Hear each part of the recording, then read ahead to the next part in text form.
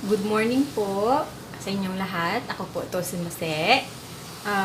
Wala po ako masyadong bago sa garden ngayon. So, naisip ko na ang video natin for today na gagawin ay about roselle. May mga nagawa na akong recipes kahapon. Yung popsicle, roselle candy. Gumawa rin po ako ng roselle vinegar. Pero yung roselle vinegar, matagal po ang aantayin na time. So, gagawa po ako ng panibagong video para doon. Yung ibang video para doon. At meron pa akong natirang roselle dito para sa vinegar. Balak ko rin sanang gumawa ng roselle enzymes. Kaya lang mukhang kukulangin na. So, vinegar muna ang gagawin natin. And then, gagamitin natin sa paggawa ng enzyme ay ibang prutas na lang. Pero ibang video din po yun. So, let's go! So, ito po ang ating roselle. Hibiscus subdarifa, ang scientific name. Ang lalaki po niya, makikita nyo.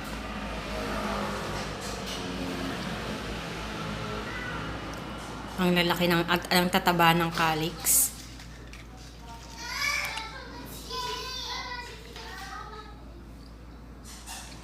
So, bago po tayo gumawa ng mga jam or candy, kailangan po munang ibabad ng at least 30 minutes ang ating roselle para po lumutang yung mga bugs, mga insects na nasa loob ng calyx. So, ibabad po natin ng 30 minutes. So, after po ng 30 minutes, hugasan po nating mabuti ang ating roselle.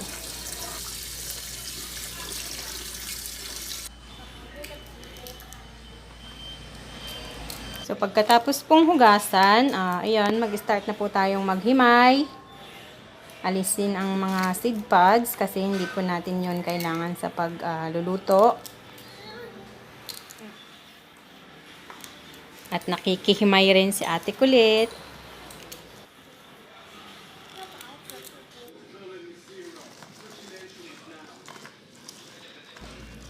So, pwede na tayong mag-umpisa.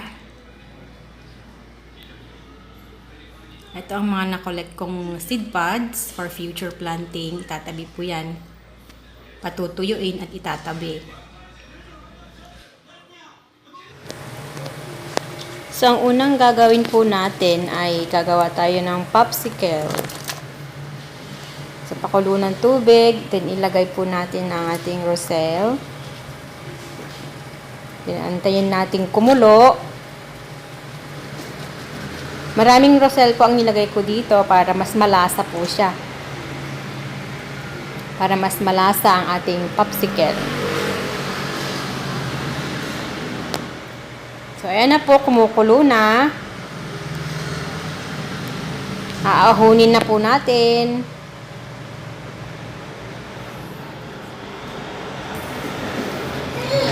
And then, aalisin ko po ang konting laman. Aalisin ko yung konting roselle dito kasi ayaw ni Ate Kulit ng masyadong maraming laman. Masyadong maraming roselle sa kanyang popsicle. So, babawasan natin.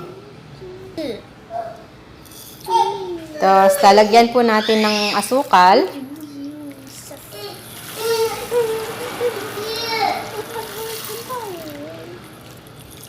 Ang asukal po na lalagay natin dapat medyo marami para hindi siya masyadong maasim. So, ilagay na po natin sa ating mold, ating popsicle mold. Remind ko lang po kayo na ang roselle ay mataas ang pectin content. Ano ba ang pectin? Ang pectin po kasi para siyang gel. Gelling agent galing sa mga halaman. Para siyang gelatin, pero ang gelatin po kasi galing sa animals, galing sa hayop. So, if naparami po ang pagkain nyo ng mga foods na may pectin or mga prutas na may pectin, possible na magka-LBM kayo, magka-diarrhea, stomach cramps, kasi po yun po ang characteristic ng pectin. nakakapag-loosen siya ng bowel movement natin. So, I guess, ang mga prutas na mataas ang pectin content, pwede siya sa mga kaibigan natin na may problema sa constipation. Yes, para medyo lumambot po ang kanilang pupo. Saka ano-ano po bang prutas ang mataas ang pectin content? Kagaya po ng apple, lalo na po yung mga citrus fruits.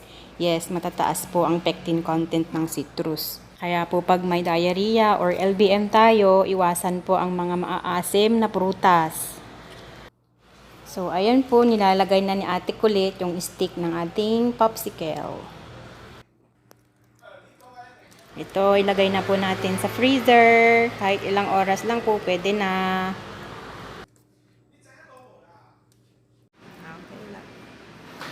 So, ito na po ang ating popsicle. Mmm.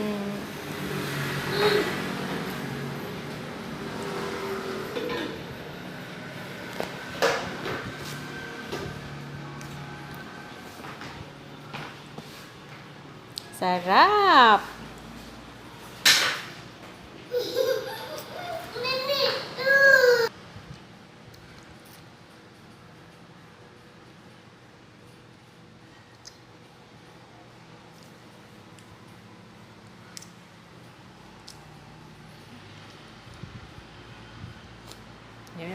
How is it, Ate Kulit? Thumbs up daw.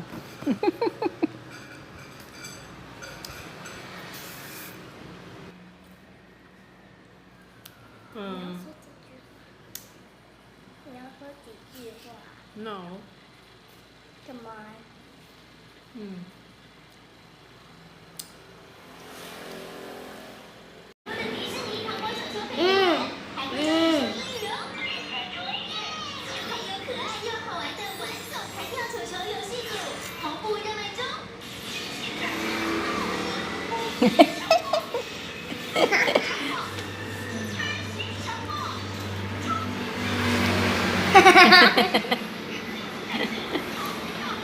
衣服，你们的衣服啊。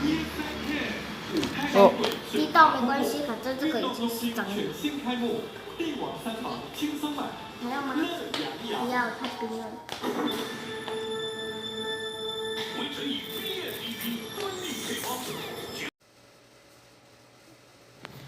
So, ang next recipe po natin ay Roselle jam. Pakulo po muna tayo ng tubig and then lagay natin ang ating Roselle. Konting tubig lang po. Haluin natin.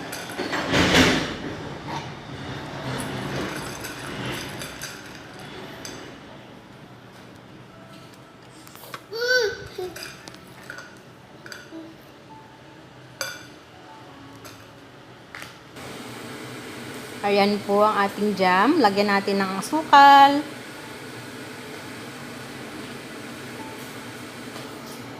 Maraming asukal po yan kasi napakaasim po ng Roselle, kaya kailangan maraming sugar. Haluin lang natin hanggang lumapot ang ating jam.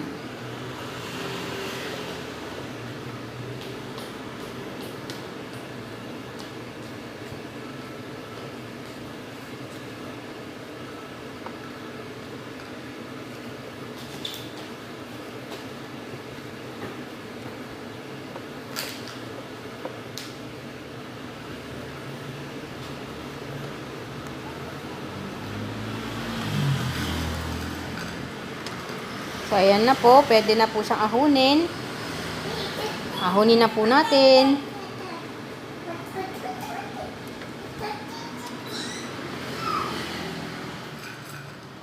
Palamigin ng konti, then ilagay sa glass container.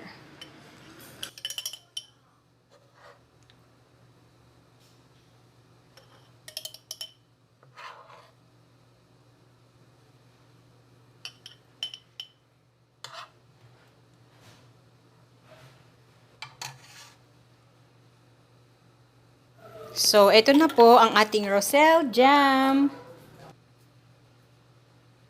Itataob po natin para mag-seal yung takip.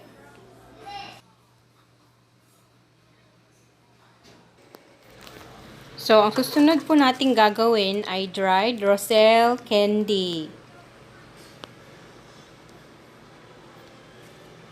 So, ilagay na po natin ang ating sugar.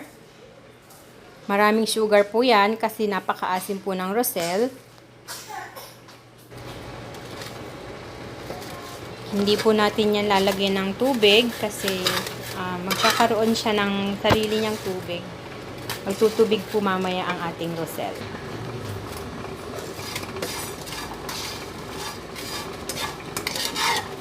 Kailangan low fire lang po ang ating fire para hindi masunog ang ating sugar.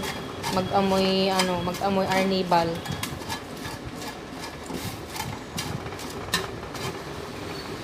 So, ayan na po. Malambot na ang ating roselle. Tubig na siya. Half cook lang po ang gagawin natin dito kasi ibibilad din natin siya sa araw. Sun dry.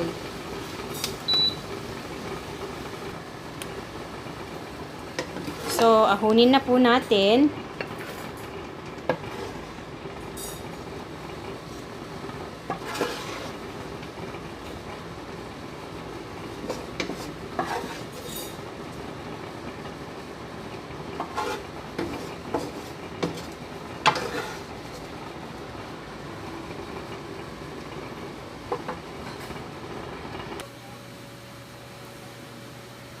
So, ibibilad po muna natin sa araw, patutuyuan. Nabilad na po ng isang araw yan.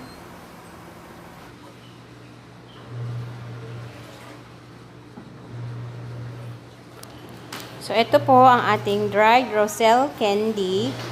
Ililipat lang po natin ng lalagyan. Ayan po, makikita nyo, medyo moist lang siya.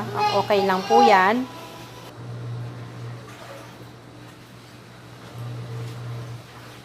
So, ilagay na po natin sa plastic container.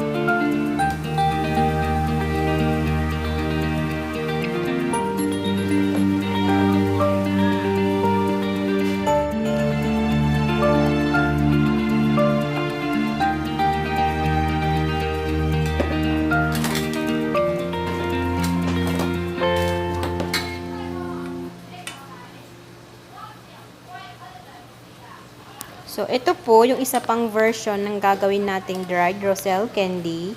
After po nating ibalad at ma-dry, i-coat po natin ng sugar.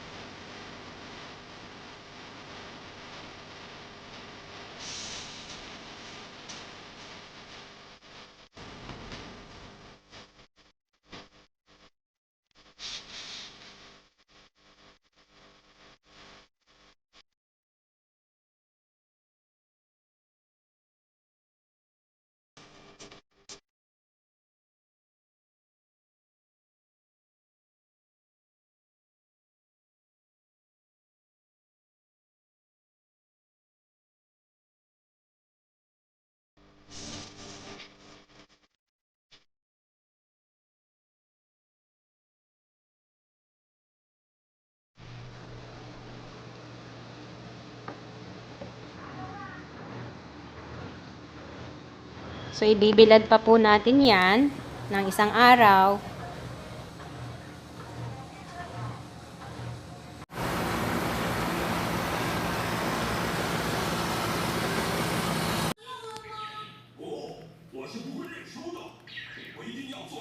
So, ito po, tuyong-tuyo siya. Napaka-dry.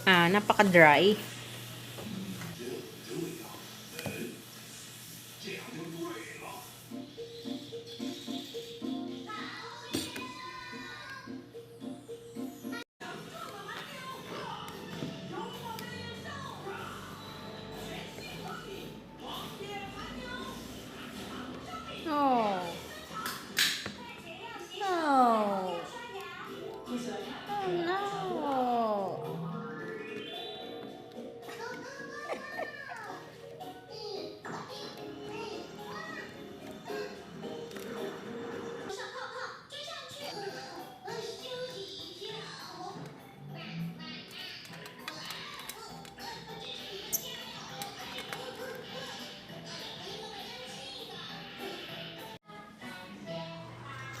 So, lalagyan po muna natin ng sugar. Iko-coat natin ng sugar bago ilagay sa glass container.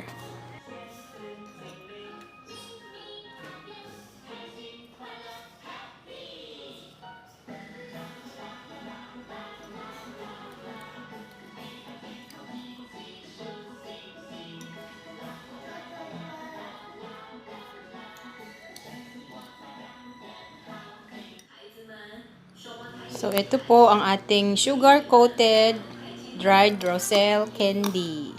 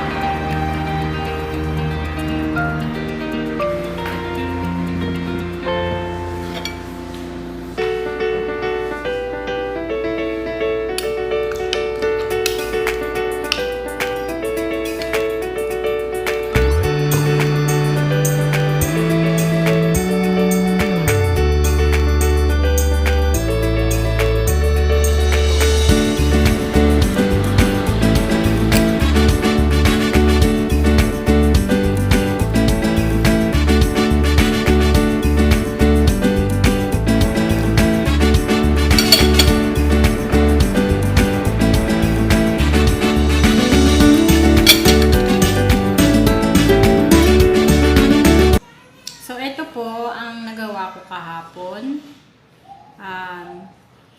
Dried roselle with sugar, coated with sugar. Saka ito po dried roselle candy. Hindi ko siya nilagyan ng sugar. Hindi ko siya kinoat ng sugar gaya nito. Wala siyang sugar.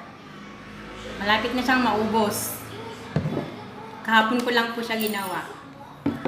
And then itong isa, ito yung roselle jam. Ang sarap po niya. Masarap papakin. And then, ito naman yung ginawa ko noong October 31. Roselle vinegar. Makikita nyo po, may bubbles sa taas. Kasi nag-i-start na po ang fermentation niya. Ayan po ang aking Roselle vinegar. So, matagal pong time ang aantayin dito. So, gagawa po ako ng ibang video para dito sa vinegar. So, sana po may natutunan po kayo recipe sa kung anong recipe ang pwedeng gawin sa Roselle. Maraming salamat po sa panonood. Sana po mag-subscribe po kayo sa channel ko, Mases Passion. Maraming salamat po at mag-ingat po tayong lahat. Stay safe po. Salamat. Bye!